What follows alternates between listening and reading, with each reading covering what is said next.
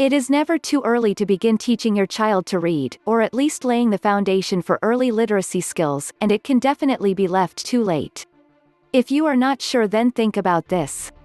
Statistically, more American children suffer long-term lifelong harm from the process of learning to read than from parental abuse, accidents, and all other childhood diseases and disorders combined. In purely economic terms, reading-related difficulties cost our nation more than the war on terrorism, crime, and drugs combined. Reading problems are a further challenge to our world by contribute significantly to the perpetuation of socio-economic, racial and ethnic inequities. However, it is not just poor and minority children who struggle with reading. According to the 2002 National Report Card on Reading by the National Assessment of Educational Progress (NAEP), most of our children, 64%, are less than proficient in reading even after 12 years of our attempts to teach them. Even without knowing these worrisome statistics, we are aware that reading proficiency is essential to success not only academically but in life. As the American Federal of Teachers states, no other skill taught in school and learned by school children is more important than reading. It is the gateway to all other knowledge. Teaching students to read by the end of third grade is the single most important task assigned to elementary schools. Those who learn to read with ease in the early grades have a foundation on which to build new knowledge. Those who do not are doomed to repeated cycles of frustration and failure. More than any other subject or skill, our children's futures are determined by how well they learn to read. Reading is absolutely fundamental. It has been said so often that it has become meaningless, but it does not negate its truth. In our society, in our world, the inability to read consigns children to failure in school and consigns adults to the lowest strata of job and life opportunities. And just when we thought the stakes could get no higher, over the last decade, educational research findings have discovered that how well children learn to read has other, even more life-shaping, consequences. Most children begin learning to read during a profoundly formative phase in their development. As they begin learning to read, they're also learning to think abstractly. They are learning to learn, and they're experiencing emotionally charged feelings about who they are and how well they are learning. What does that mean? Most children who struggle with reading blame themselves. Day after day, week after week, month after month, year after year, the process of learning to read teaches these children to feel ashamed of themselves, ashamed of their minds, ashamed of how they learn. And the sad truth is that they have nothing to be ashamed about. As Dr. Grover Whitehurst, Director, Institute of Education Sciences, Assistant Secretary of Education, U.S. Department of Education, 2003, says, reading failure for nearly every child is not the child's failure, it's the failure of policymakers, the failure of schools, the failure of teachers, and the failure of parents. We need to reconceptualize what it means to learn to read and who's responsible for its success if we're going to deal with the problem. Do you want to wait for the policymakers to find a solution? Do you trust that they will? Or would you rather make sure that the job is done right by taking charge yourself? I know what my answer is because I know firsthand from witnessing my brother's lifelong difficulties what an irrevocable impact a reading struggle early in life can make. It can mark your child for life. I'm not promising that your child can learn to read early or that they won't experience difficulty.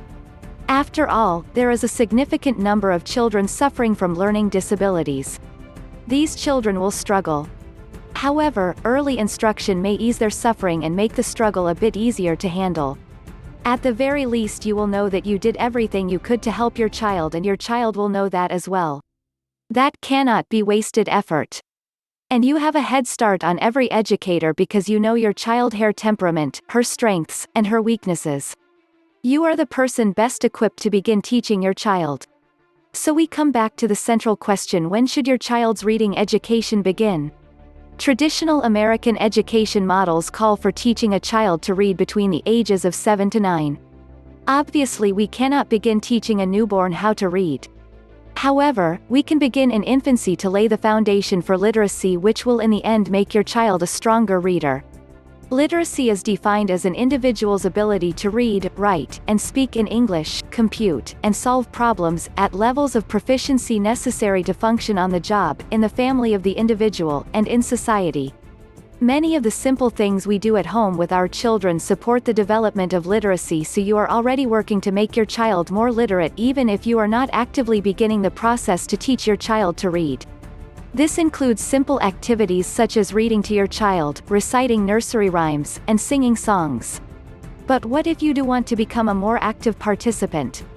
There are many things you can do, and it doesn't mean you need to invest hundreds of dollars in an expensive reading program. You don't actually need to spend much money at all to teach your child to read at home, or at the least prepare your child well for the beginning of reading instruction in school. Most parents already have the tools you need in your home to begin today. This is why I stress that it is never too early to begin if you work with your child's development and make learning fun and interesting as well as challenging. My essential strategy as an educator is to create learning opportunities and then to get out of the way of my students so they can learn. Learning is an active experience that should fully engage the participant. I believe that when I am teaching, that the student is only passively involved in the learning process. I see myself much more as a guide and a resource than a teacher in my classroom. I have taken this approach with my son's education and it has been very successful. We have various learning toys and aids in our home, and there are many lessons taking place each day, at home and away, but I have never drilled him on facts or even used flashcards. If you can find ways to make learning fun and exciting, something that your child actually wants to do with you, then begin as soon as possible. Your child will have plenty of opportunity for dry lectures, mind-numbing repetitive drills, and boring lessons as they grow older, so don't even go there. If you can't make learning fun and more like play than work, then don't even go there. Trust your child's education to the professionals and hope for the best.